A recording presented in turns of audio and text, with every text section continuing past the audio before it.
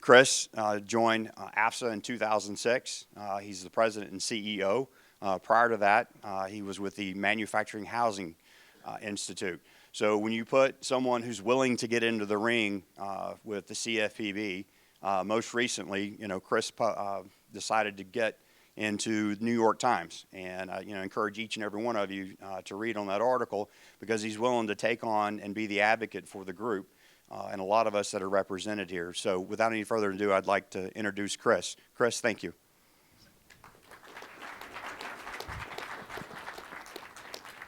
Scott, thank you.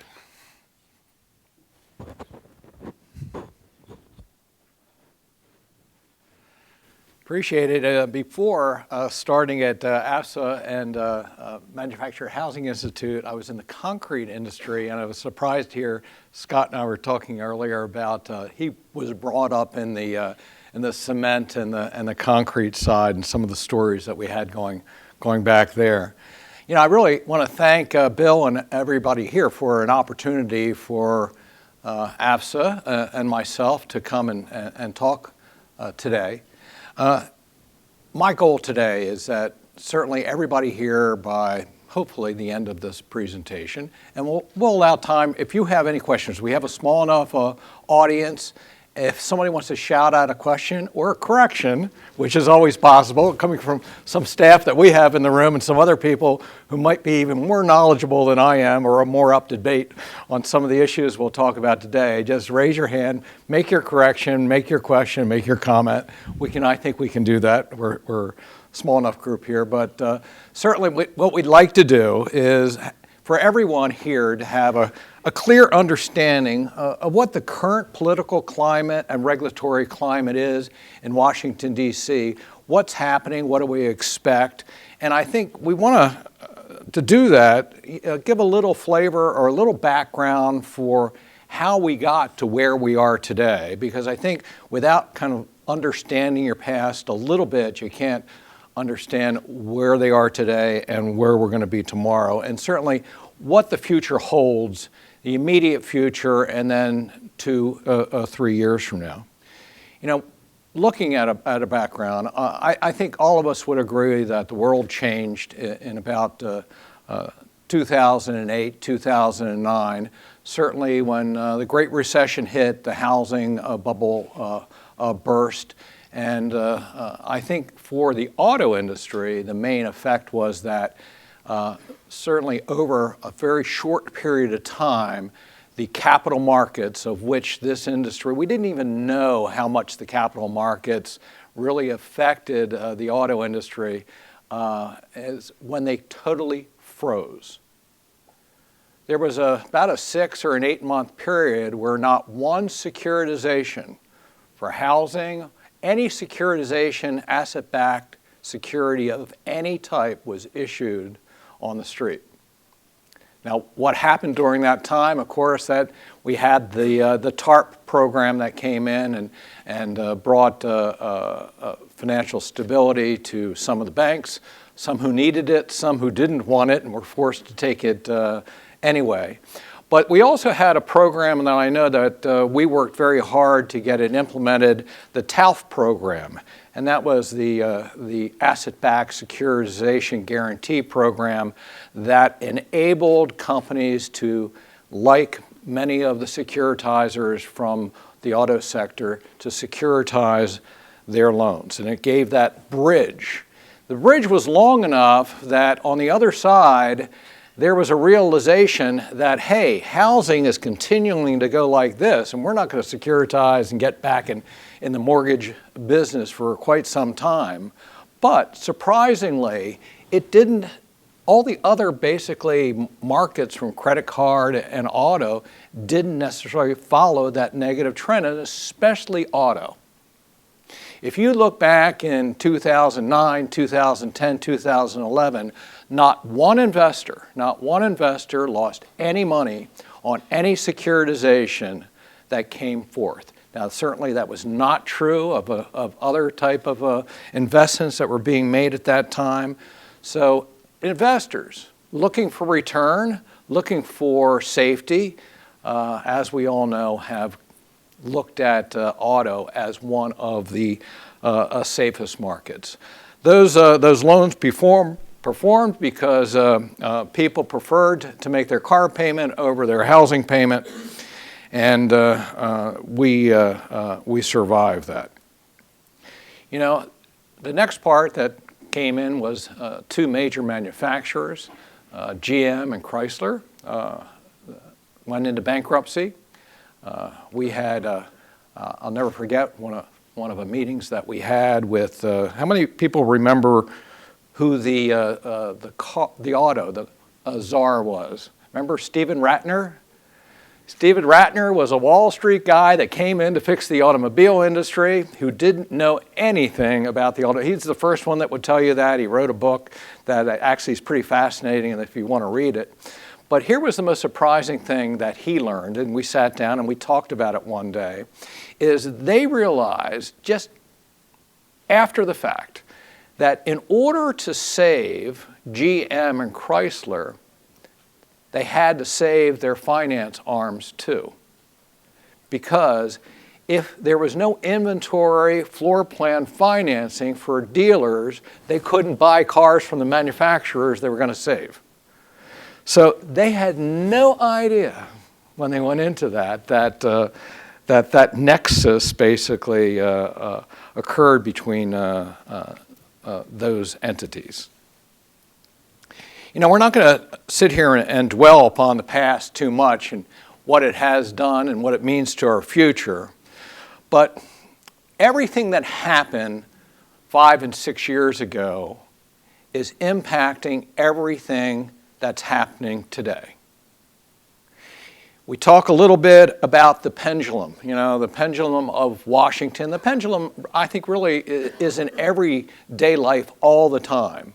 But when we had the housing bubble and everything was up here and we were riding that crest, and all of a sudden that imploded and started going down the other way, it became a crisis, and that pendulum has swung.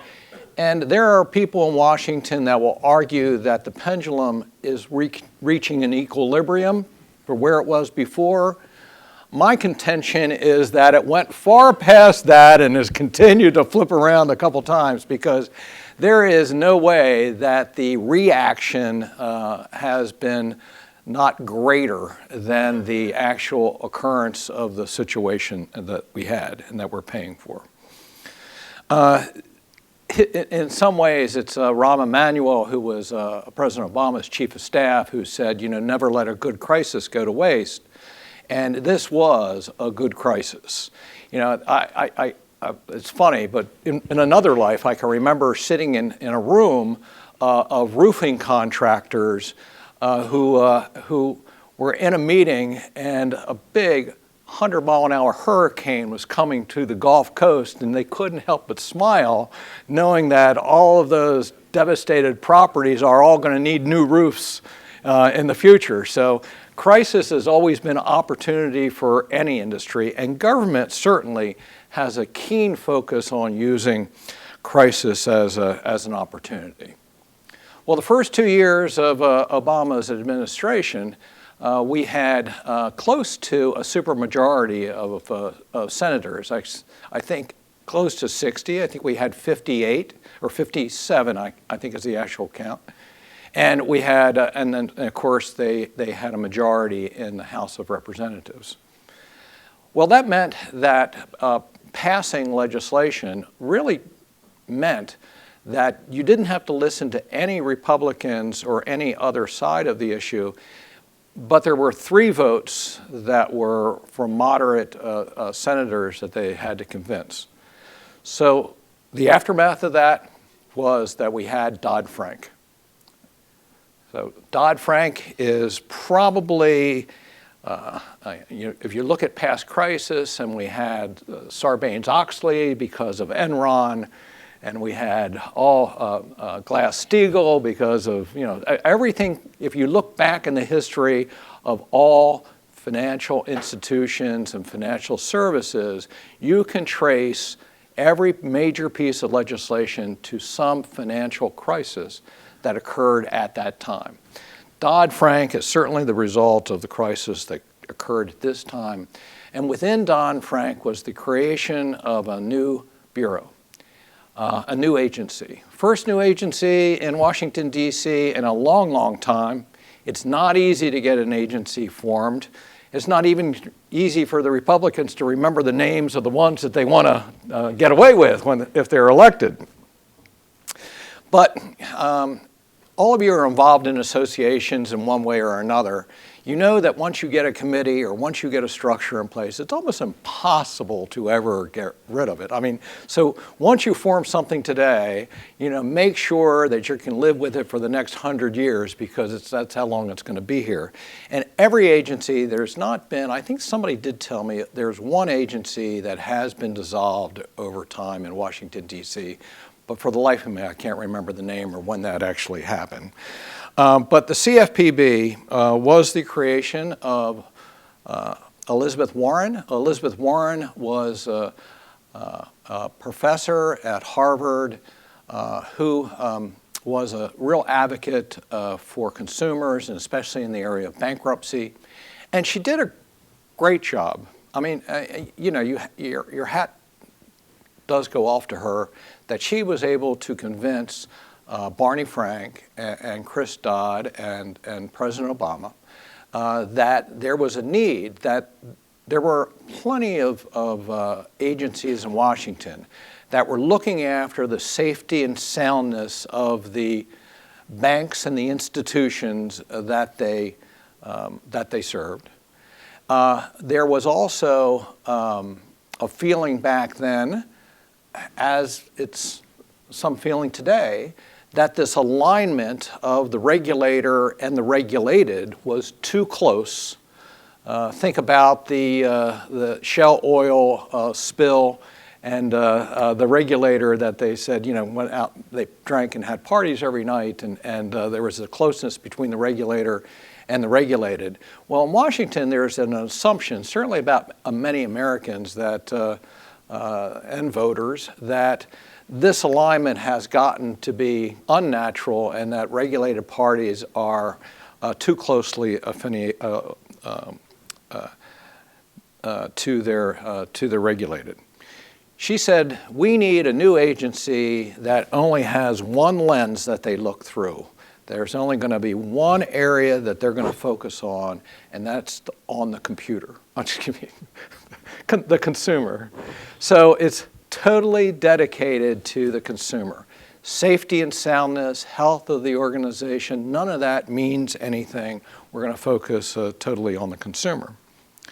Well, to do that, they recognized in Washington that often the way we as advocates and lobbyists, the only way to control an organization is to control the purse strings.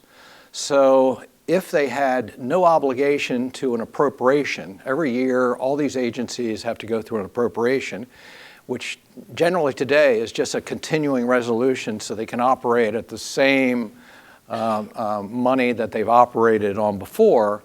But let's start a bureau that has no connection to money at all. In other words, an endless budget.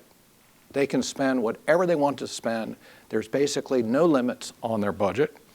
And Congress has no oversight or no authority to tell them any differently.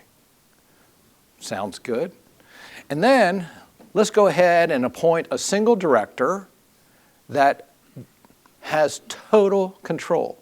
Like a czar would, or like a king in many respects, the director has total 100% authority. In theory, even independent of what the president would say. The president cannot fire him or replace him. Congress cannot fire or her, okay, because it could be certainly the first director was almost Elizabeth Warren.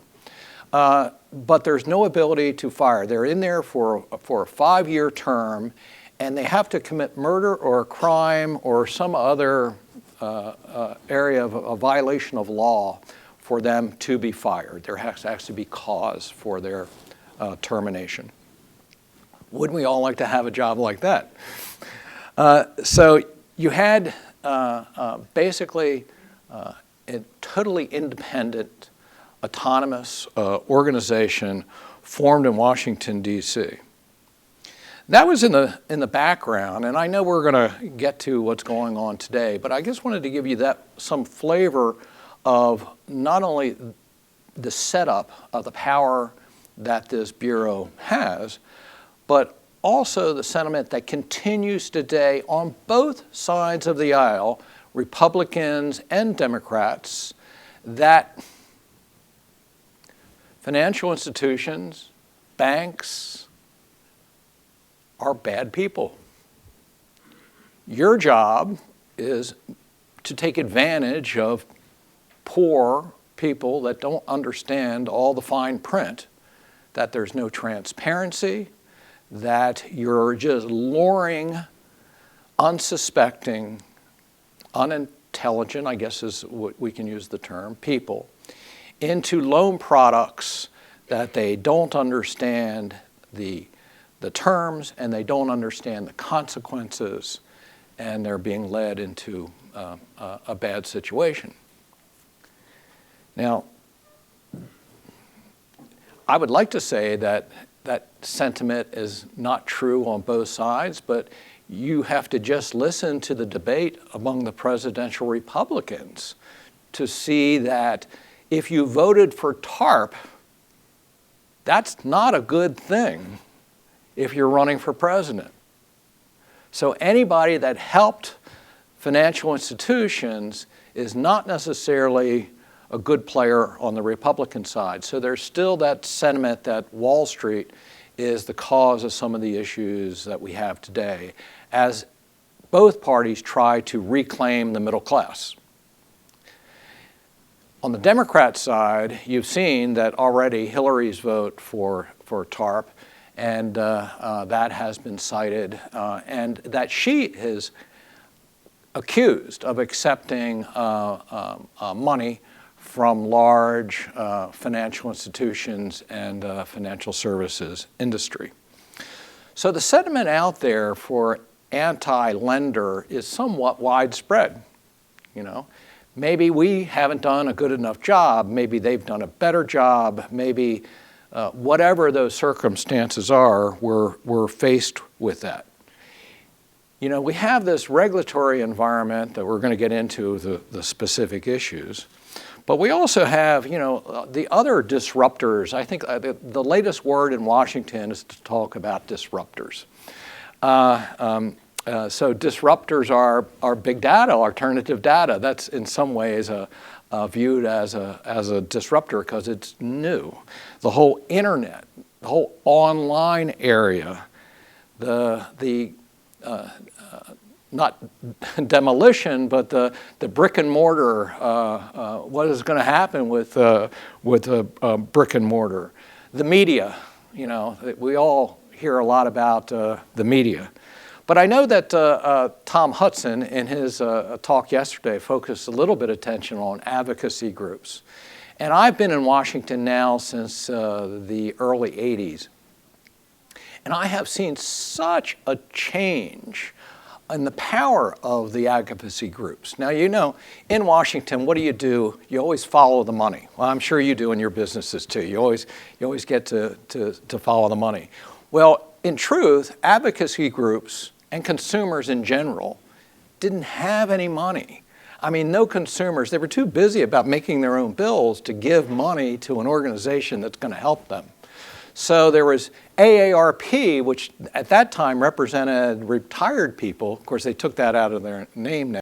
But AARP was the quasi because they, in a sense, were representing consumers in some way. You had Consumer Reports that was still out there. You had a few other entities, but there is very little.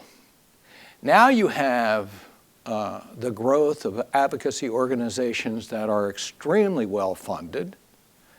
You know, some of them by funds that in organizations like the Ford Foundation, which was started by Edsel Ford and his brother, and who have, the Fords don't even have a position on their board anymore. Matter of fact, if you talk to somebody at Ford, first thing they say, we have nothing to do with the Ford Foundation.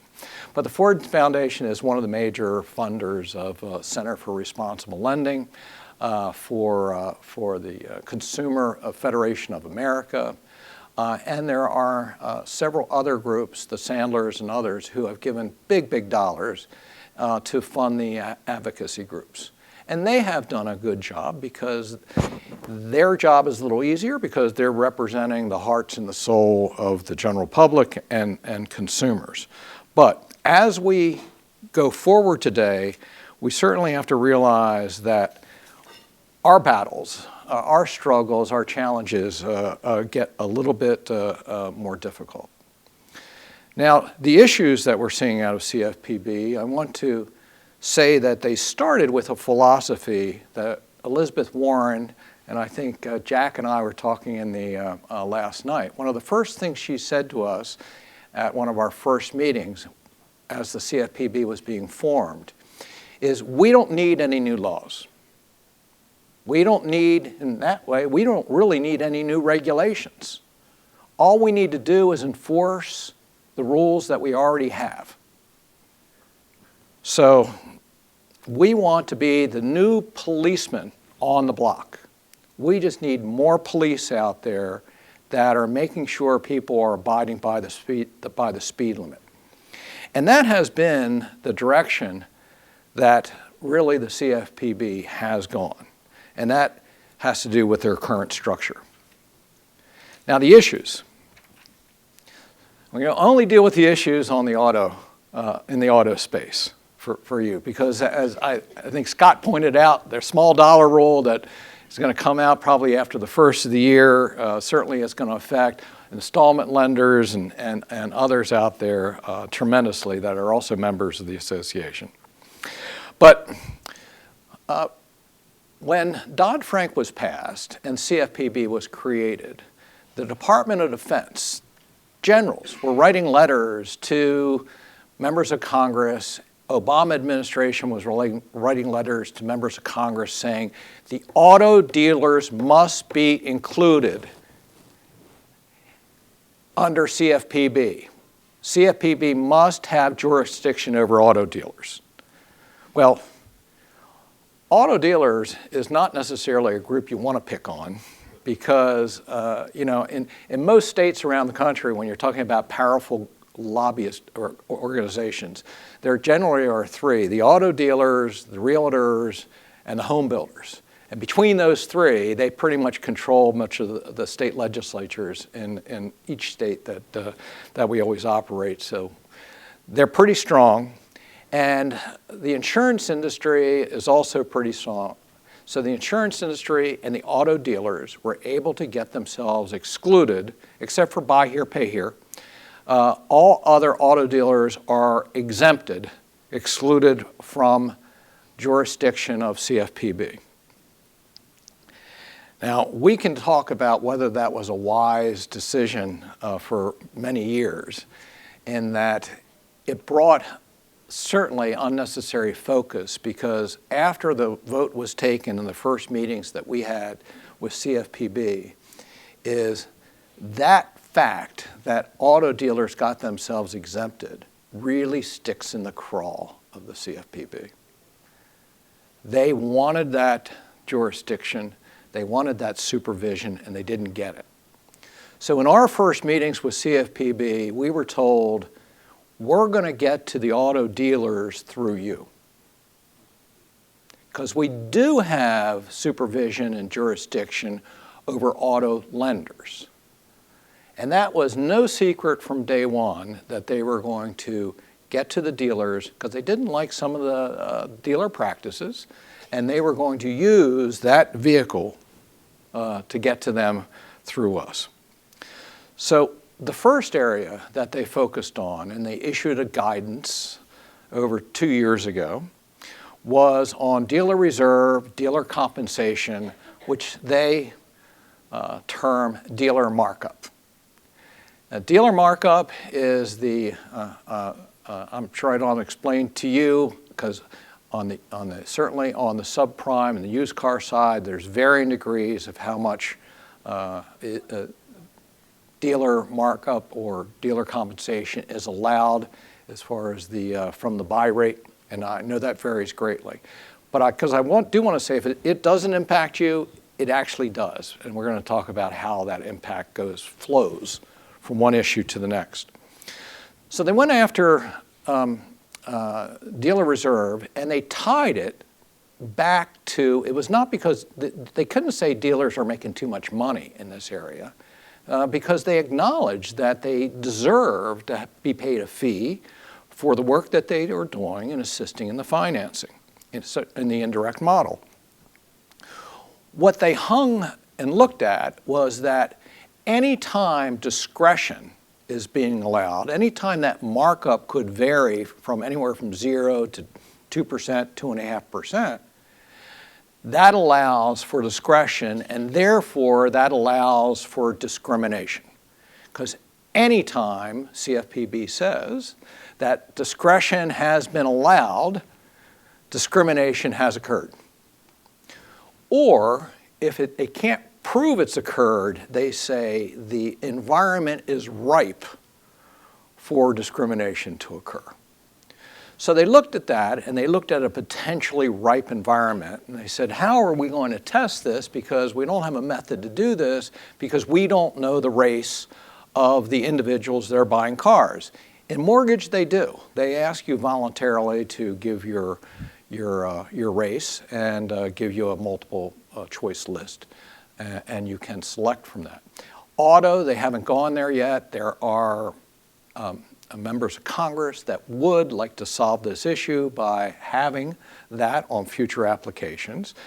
We have some friends, quite honestly, that from the privacy side, you would think. So we actually get some strange bedfellows on opposing that you might not suspect. But regardless, they came up with a methodology called BISG, and I can't even remember the full name of it, but it's using last names. So if your last name is Rodriguez, they would anticipate that you're Hispanic. Last names in other races, surnames really are not that helpful. They are helpful in Asian and Hispanic, but no other areas. But they looked at the address, and if they have a 9-digit zip, they can pretty much identify the building or at least the block that that individual lives. And by looking at the block that the individual lives, they can identify the likelihood of which race they are. So they put a likelihood factor to your address is 80% African American, 20% Hispanic, as just an example. And then they use that and they total up all those percentages to come to a whole person and think how many people that have been impacted. Now, to say it's not a very exact science is an understatement. You and I all know how many people this would get wrong for people that you know, right now. But the government has used this to levy fines of up to $100 million. And we did a study at AFSA, supported by our members, by Charles River and Associates, that showed how flawed, and they were able to use a database of like 7 million loans, that they were able to look at people who did have mortgages, all right, who did identify their race, and then ran the BISG next to it and found out there was an error rate of like 40% just in the identification. Not only that, but they found out there was an overestimation of 40%. So if BISG was saying that there were this many protected people from this protected race that were impacted, this study showed that it was exaggerated and overestimated by about 40%. Even CFPB says they knew that there was an overestimation of between 20 and 25%. But all of this, even though we were in agreement there, we haven't reached, as each of these companies, and there are many companies right now that are in discussions with CIFP, The solution is to, according to CFPB, is to take the discretion out of the compensation paid to the dealer and that it be a flat amount or a flat percentage, or a combination of those two, or that the discretionary portion is so little, down to 100 basis points or 1%, that they think that limit on discretion is enough that it would eliminate the disparity or the disparate impact that this would cause. Now, our association has looked closely at this issue. Our law committee, of which we have basically the general counsels from all of our member companies, sat down and we got opinions from 5 leading law firms in the country on, number one, should we pursue a legal action, and that would be dependent upon, number one, could we clear the technical issues? Did we have standing? Was it ripe? And then, would we prevail? Did we have a good case? What is it based on the facts? Did we have a good case? And I think all the law firms came back with varying degrees to say, number one, we did have, if I should condition that response, if we had 1 or 2 members that were willing to join the suit or sign at least an affidavit to be part of the suit, then we had no problem as far as standing and ripeness. So we came back, and I must say that there was a lot of discussion. Now, there are many members, and we have lots of banks that are members that are under current supervision. We have lots of captives and a lot of independents as well that are on this law committee. And it came back to be a very, very close vote. I'm not even going to tell you which way it turned out. But it was close enough that I knew that, you know, as somewhat of a political person myself and with an association long enough, you do not risk your job on a close vote on a board of directors.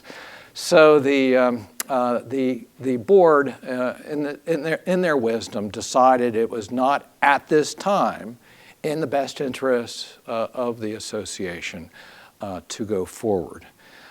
Certainly CFPB was closely following our discussions on this, and we still leave that option open. We've done a lot of research, and we also plan to use the research that we've done to produce additional white papers and other things that we think will be helpful on these subjects and on these issues as we go forward. Now, I said that this impacts everybody out there, even if you don't have a dealer markup, if you have zero dealer markup, because what this discussion did, more than anything else, is it educated a whole group of people at CFPB on how the indirect finance model works, how it is motivated between dealers and between finance companies, and they had no concept or clear understanding at all about how complex it was. You know, they thought the solution was pretty simple. I mean, one of the first days, Richard Cordray was talking with me, and he says, look, all we are is asking you to do this, and it's just the compensation you're paying to the dealer. Are you going to say you're going to have a problem with paying the dealer less? Isn't this good for the lender? And it might hurt the dealer, but really, do you have an ox in this fight? And when we came back and we said, yeah, we do. This is going to upset the entire model that we've been using that's been very successful for consumers for lots of years. And we went back, and the more he learned, the more he said, boy, this is much, much more complex than I ever thought it was going to be. The other certainly issue that we've had so far with CFPB, and I'm going to go on the areas that I think they're focused on most, is so they don't they're trying to get at the dealer in any way that they can. But they're trying to define what larger participants are. When Dodd-Frank was created, it gave them the ability, automatically in the act, they had mortgage lenders, they had, I think, payday lenders, they had credit cards, and I think they had one other area that was included in their jurisdiction from day one. So they were supervising those elements from day one.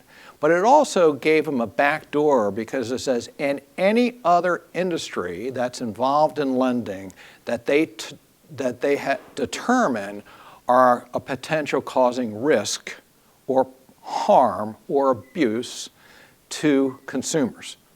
Once again, that focus on consumers. And since that time, they have defined larger participants in several areas, and they have in auto.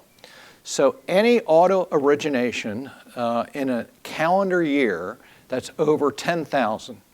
So if you have 10,000 originations, and that includes leases as well, in a calendar year, you're now a larger participant. And as a larger participant, you have the honor of being supervised and regulated by the CFPB. They will be coming in to examine your operations. We had the CFPB came on and held a webinar for us earlier this week. I think it was on Monday. And they said, well, how many people generally come for the first examination? Well, I hope your place is big enough because it's somewhere between 12 and 14 people arrive at your offices and will be there for anywhere from 3 to 6 months. So for the banks in the room, I know you guys have been going through this for a long time, but for others, and if you're under 10,000, others have thought about splitting companies, doing things, not growing to 10,000. I mean, it's almost a statement against growth because, I mean, as an aside, I wanted to let you know that okay, I think we try every year with all of our members to rate their biggest problems. You know, what's keeping you up at night? What are your biggest concerns that you have? And we ask all the CEOs of those companies, and we get a great response to this. So compliance used to be like 5th, all right?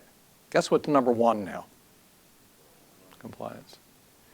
In a matter of 3 years, it went from like 5 to 1. So it's a whole new business environment. So if you got kids going to college, tell them to get into compliance, you know, that's a growing field. Consumer complaints. The CFPB has welcomed for some time consumer complaints of all type. As a matter of fact, they encourage consumers in the country, if they have any problem with a lender in any way, to file a complaint. Those complaints are then passed on to those companies, and companies are asked to respond. You have to have a complaint compliance program. And I know everybody's in some type of compliance training and going forward, and you know what consumer complaints are and how they're handled. I mean, we have such issues with the fact that now, as of a month ago, all these consumer complaints are now available to the public. They used to be private, but every single complaint that is put on now can be read by anybody. Whether it's verifiable, whether it's a legitimate complaint, whether this is even a customer of yours that has the wrong name. I mean, some of the captives just go crazy because, you know, they're Toyota Financial and they bought it from a Toyota dealer, or it's a Toyota, and they just assume that they're going to go after a Toyota Financial, and it's not even a car that's under there that they have. And that is not enough reason to say this is not our car. They have to go into more research and in-depth analysis to find that and address it. But the consumer complaint issue, now here's where CFPB claims that consumer complaints will drive CFPB. And there's a lot of, I know I'm speaking somewhat in a negative tone. There are a lot of good people over at CFPB that are trying to do good things. But they claim to be a data-driven organization. Well, data does not drive decisions over at CFPB. The decisions and policy are arrived at, and then data is used to support their conclusions that they already reached before they started the data search. I mean, that is different. If you remember, at the Fed basically had two separate policies. They had the economist, and their research department actually did the work, and they had the policy department, and they were equal. They were equal. Here, there's not two different departments. Here, the economists are within different departments, policy departments over at CFPB, so they are part of the policy team. And their research and their data collection is simply done to support their issues or their conclusion. And if they've determined that a consumer has been hurt, harmed, or abused in an area, then they go after that. And Bill, you tell me when to stop. Okay. Yeah, if anybody has questions. I have a microphone here. I'm happy to get it to, if you'd like to interact with Chris or ask some of those questions, happy to do that as well. So we have some people who were here on Monday and Tuesday where the Republican state attorneys generals met. And I would say generally when you compare the Democrats and Republicans, they're a much friendlier group to our issues than the Democratic side. But regardless, there is a tremendous coordination, more coordination on Attorney General issues coming out of Washington than there has been in the past. We're seeing that as a trend. We're seeing certainly collection practices is a huge focus and something that I know all of you are intimately involved in. So, I mean, it has overtaken credit cards as the #1 complaint area on the CFPB consumer complaint database. As such, they are using that database to add additional focus. You know, CFPB has always, and I think this is true of most of the agencies. If I were to kind of recognize a trend in Washington that I've seen over the last 25 years, it used to be that you had a really strong Congress, and you had a strong judicial system, so the balance of the three parts, you had the executive branch, you had the legislative branch, and then you had the judicial branch. And they did work very well. I think that's somewhat been disrupted lately, and I do, in some ways, fault Congress for basically taking themselves out. Because Congress has been so inactive in many, many ways and non-functional, inability to compromise and actually govern and get things done, that the administration has stepped in and basically, rightly or wrongly, said, if we are going to accomplish anything, it's going to have to be done by executive action, fiat, and using the tools that we have, whether legal or illegal. I mean, that's always being tested back and forth in the courts. But that's how we're going to do it. We're going to do it by interpretive bulletins. We're going to do it by guidance, issuing guidance. We're going to do it by enforcement actions, which seems to be the favorite tool of getting their message and changing policy, is to cite enough people in a certain area that everybody out there gets the message, change this, don't do that. It used to be that they wanted to do it by a regulation or rule. Well, like Elizabeth Warren said, we already have enough regulations, we already have enough rules. And what she means by that is there are certain things they had to do, they were required to do when they started by rule. And each one of those rules took 3 to 4.5 years from start, when they put the first pen to paper, then they go through their financial reviews, and they look at the cost-benefit analysis. When it goes through OMB for their 90-day review, when it goes back and forth, it has interagency reviews. You know, all of that to write a rule is incredibly cumbersome, and it's difficult to do. So they've decided to bypass that process. And it's up to us to tell them they can't do that and hold their feet to the fire. I did want to talk about and I know we're going to talk about a little bit tomorrow, the subprime New York Times stories and the Center for Responsible Lending and their publications on the subprime side. We have not found. Now, I wanted to read one thing. So on November 5th, that's fairly recent, the OCC, Office of Controller of the Currency, and the National Risk Committee and the Committee on Bank Supervisors issued a guidance letter, something we were just talking about, to all of their examiners looking at banks. They're concerned in the auto side about the extended loan terms that are up to 8 years, the liberal advance rates, the ability to repay. Evaluations are not sufficient. They're not being done correctly. The use of indirect lending channels, that they're outsourcing the loan processing to others, basically vendors, auto dealers, and that who don't have appropriate controls. To my knowledge, this is the first time that I can see a definite direction from an agency that was in charge of safety and soundness. Is the bank safe? Is it sound? And using the issues that CFPB, discrimination, dealer markup, those areas that they're focusing on, and telling their examiners that, hey, this might be adding extra risk to the bank because they're involved in these other areas. Don't you think you should be pushing them harder and examining all of these areas at the bank?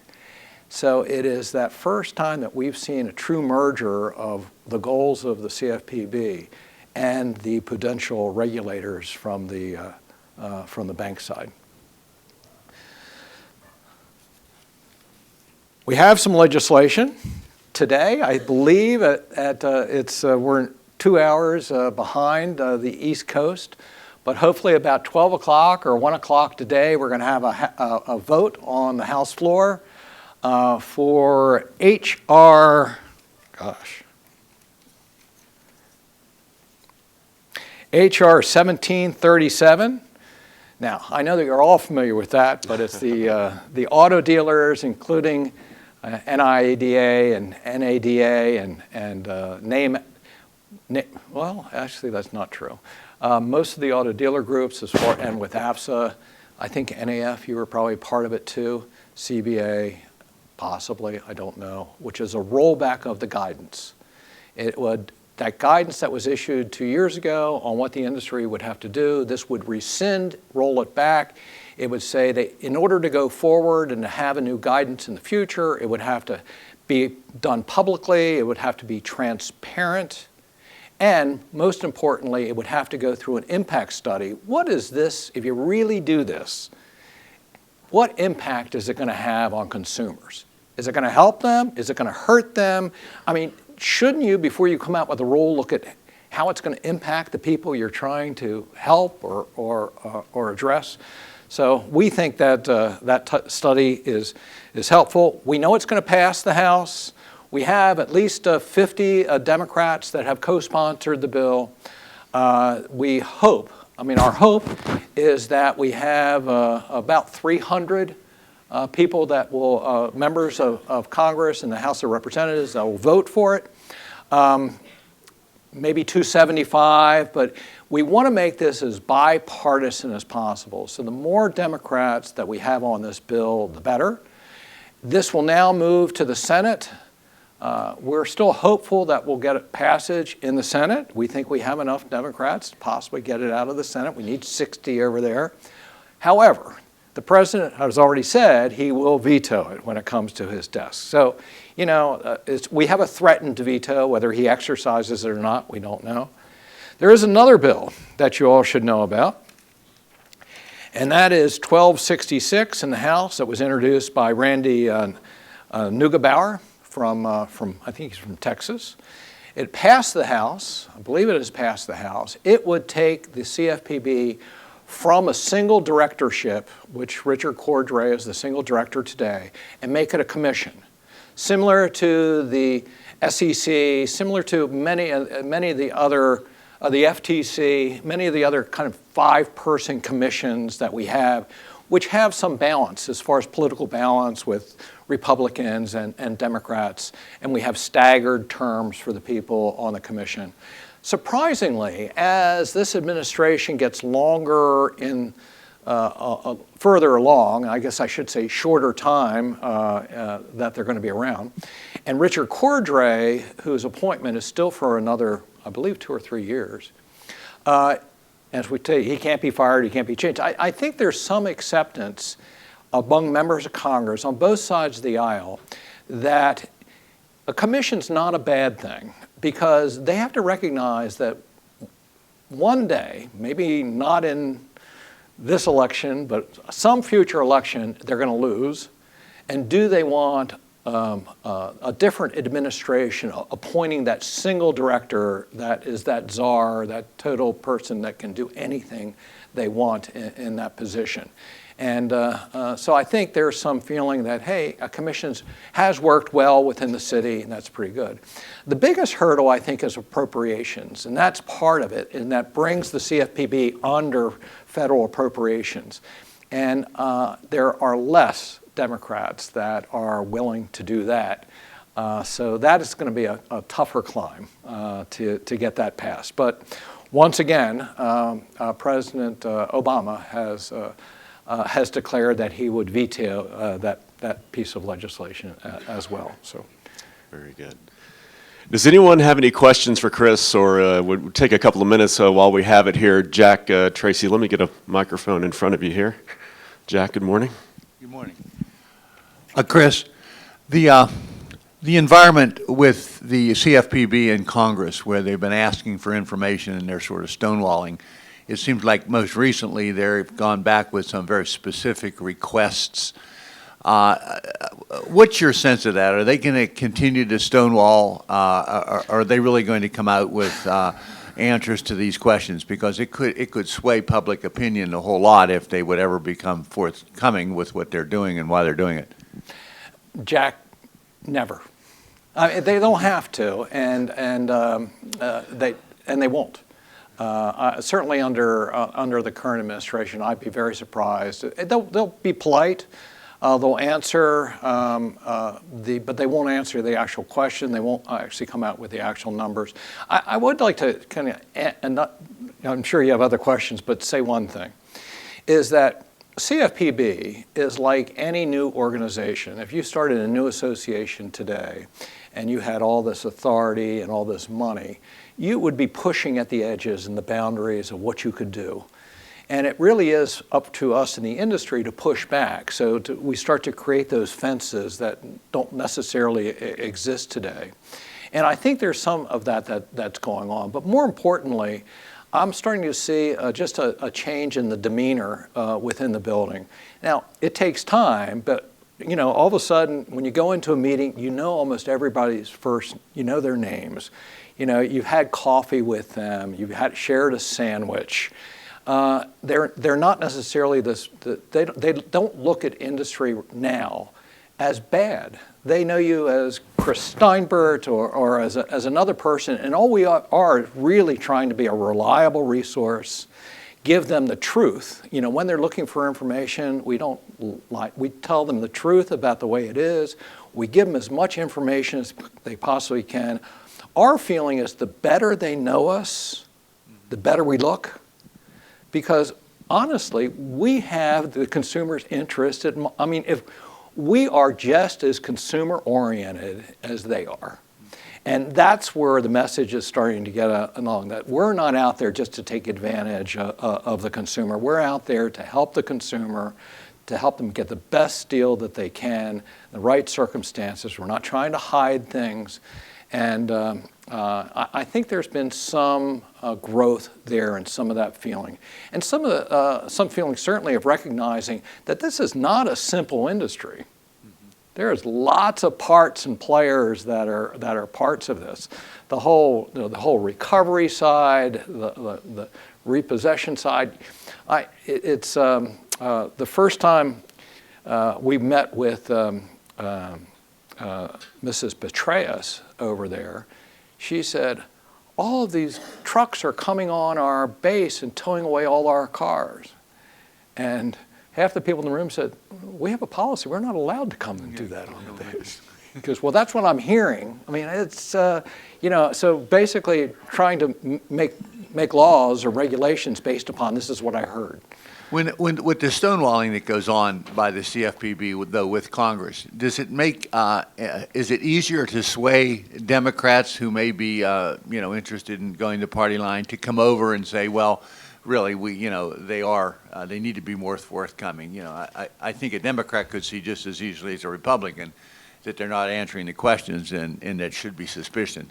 Does that make the votes any more likely to come over and, Sometimes, depends on the issue. Okay. I mean, Democrats, as long as you have an organization that's dedicated to help the consumer, it's difficult to come out against the consumer, and that's what they would have to do. Or an organization that was formed to help the consumer. It would have to be really an abusive area that they're going after. That's not fair to their constituents. I think the way you get to Democrats more is when this whole ability to repay, they don't, there's not full recognition that the very people they're trying to help might be the ones that are hurt the most. Now, if you can make that argument and if you can prove that, then I think that resonates with members of Congress. Yeah. Very good. Chris, thank you so much. A round of applause for Chris Stinebert this morning. Fantastic overview, and your insights into the CFPB are very interesting to listen to. So, Chris, thank you very much. We thank AFSA as well.